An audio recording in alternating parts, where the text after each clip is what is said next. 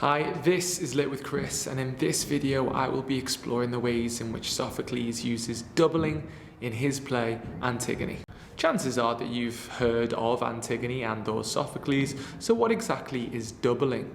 Doubling is a literary device in which the writer purposefully makes two aspects of the story similar or parallel to one another. We often see this device used in Gothic literature where the protagonist has an evil twin or a darker side to their nature, so as to explore the ways in which human beings have complicated personalities or desires. But Sophocles was writing and producing his plays some 2,300 years before Gothic literature was even a thing. So let's find out for what reasons exactly he used doubling in his play Antigone.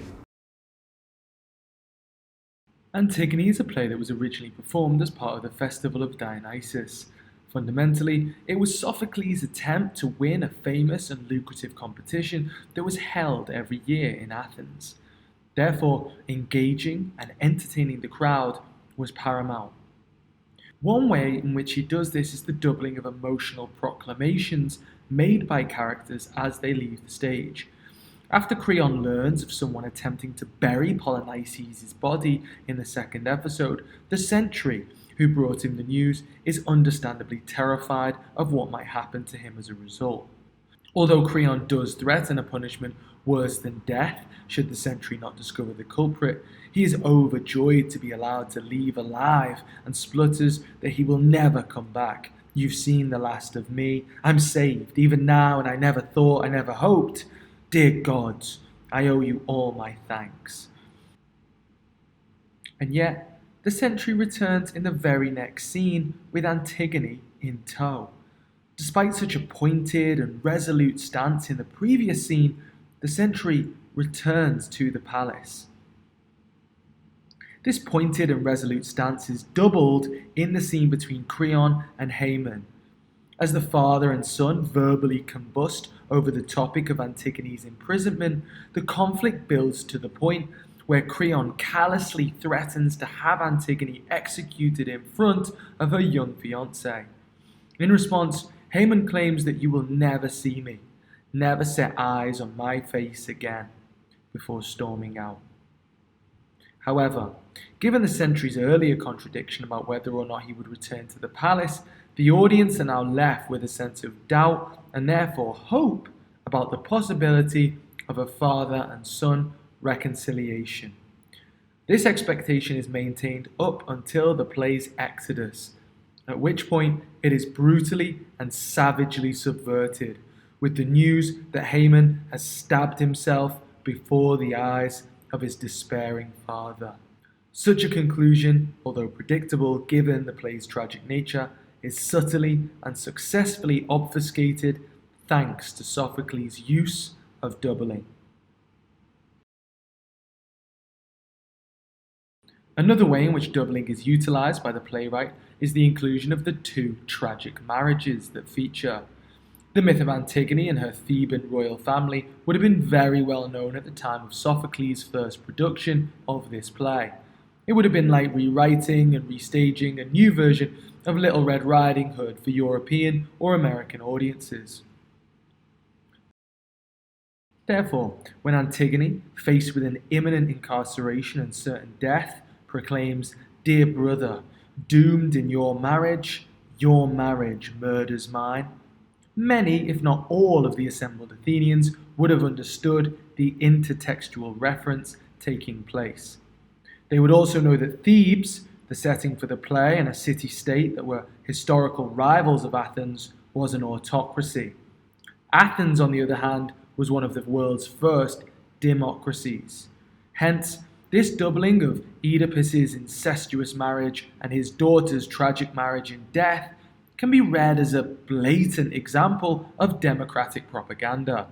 Given that Antigone hangs herself, Haman impales himself, and that they are only joined as a couple after death, Sophocles might be suggesting that a city committed to one leader in charge is fated to continue suffering for as long as it persists in such a blinkered and unrepresentative manner of government. Once again, it is key to remember that the play was part of a competition in which playwrights were judged in Athens by Athenians for an on-watching Athenian crowd. The doubling of tragic marriages, which leaves this city's autocracy or monarchy with so much blood-soaked regret, was very likely to go down well with the crowds and boost Sophocles' chances of taking the win.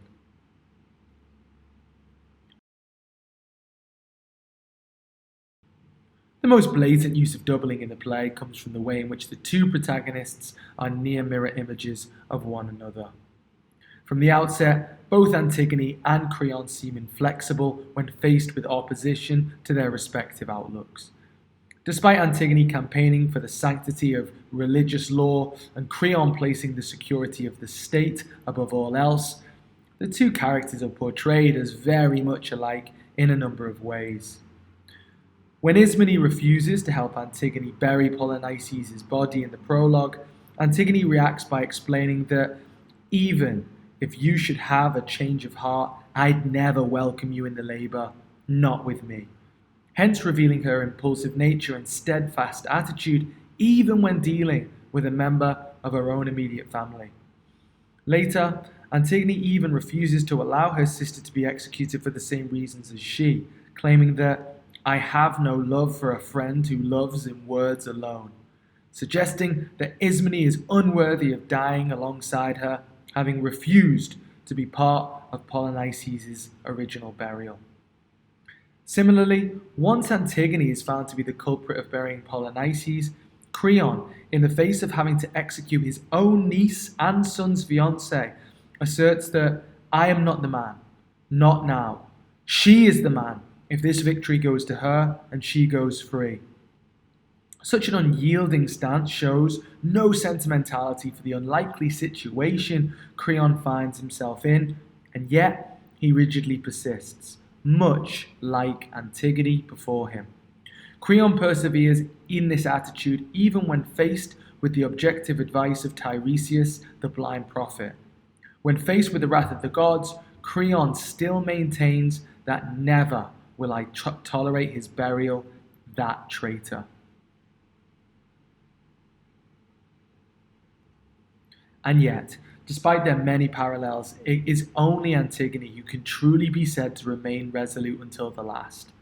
In his Poetics, Aristotle explains that a Sophoclean hero is a harsh, isolated, extreme, and uncompromising character. Although we can apply many of these words to Creon, by the end of the play, he has compromised every belief that he espoused at the start, whereas Antigone, despite stating the injustice and cruelty of her punishment, dies without conceding any of her values, hence making her a martyr. Critics have argued for how this empowers Antigone, a young girl in patriarchal Thebes, perhaps making Sophocles a proto-feminist. Others have returned to the criticism of autocracy that would have played so well in Athens at the time. Whichever theme one focuses on, this doubling helps Sophocles to effectively explore a number of talking points in the play through two iconic and captivating characters. Written approximately 2,500 years ago, Antigone and the contemporary plays of its time lay much of the groundwork for what we see in the theatre and the cinema to this day. Doubling, amongst many other literary techniques, was first pioneered below the Acropolis in ancient Athens, only to return time and time again for audiences in the millennia that followed. If you found this video useful and would be interested in more like it, then be sure to subscribe and like via the links below. That's all for this time. Thank you for watching and goodbye.